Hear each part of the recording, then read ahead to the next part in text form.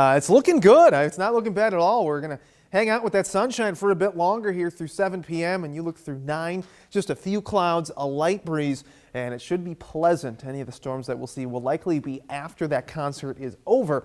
So looking downtown right now, that sun's shining bright. We've got a pretty good day and a pretty good evening ahead of us. 83 is what we're sitting at. That dew point's creeping up into the upper 60s though, so it is going to feel a little sticky if you haven't made your way outside just yet. Showers up off to the north there, Ames eastward towards Marshalltown or so. And we go a little broader zoom out here and you can see just a broken line of those all the way up through Storm Lake into around the Sioux City area.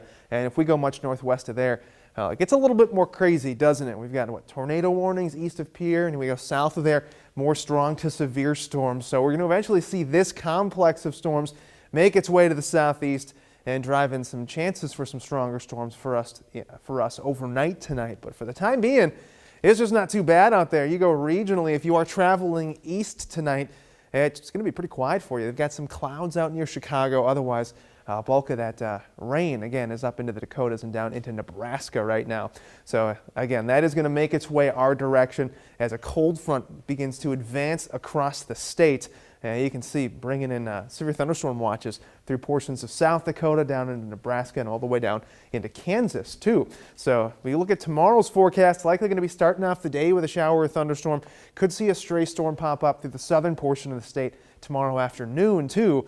But cooler air filtering in, 77 for Minneapolis, Rapid City at 79, and you go east, Indianapolis at 90 degrees, St. Louis coming in at 88 with more chances for showers and thunderstorms. So if your travel plans are taking you to the south, you got that chance at a shower or thunderstorm. But if you wake up and head to the fair, unless you're getting there really early, like 4 or 5 in the morning, which, I mean, the gates really aren't open at that point, or nothing's really open. That's, I think, when we'll see the rain start to end is around that 4 or 5 time frame. So into the afternoon, we'll keep low chances for showers and thunderstorms, not non-existent, especially as we head in towards late afternoon, early evening hours. So let's track this thing out for you. You can see that initial batch of showers shifts to the east.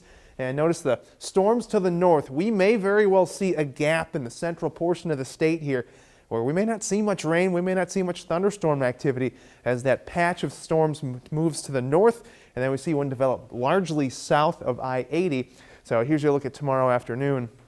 You can see a couple thunderstorms firing up just south of the metro there. So not totally out of the woods after this system rolls through, but tomorrow looking a whole lot quieter than we've got out there today. You can see best potential for any severe weather is going to be northwestern edge of the state, and that's going to carry on up into South Dakota. Otherwise, much of the rest of the state is going to be a whole lot quieter tomorrow. Best chances tomorrow, and they are low, are going to be southeastern portions of the state for a stronger storm or two. So main impacts that you'll see out there tonight would be damaging winds. That's about what we're looking at. So if you do have plans, especially to head up to the northwestern portion of the state, that's going to be highest likelihood for anything strong to severe. 69 your overnight low. Tomorrow we're up to 83 degrees.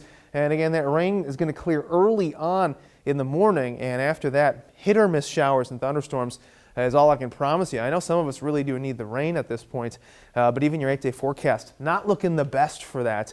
So we're sitting at 91 on Tuesday with another chance for an isolated shower or thunderstorm. That's going to be Tuesday overnight into Wednesday. And look at the cool down after that. 80 on Wednesday, but we're back to near 90 by Saturday with a chance for showers on Friday.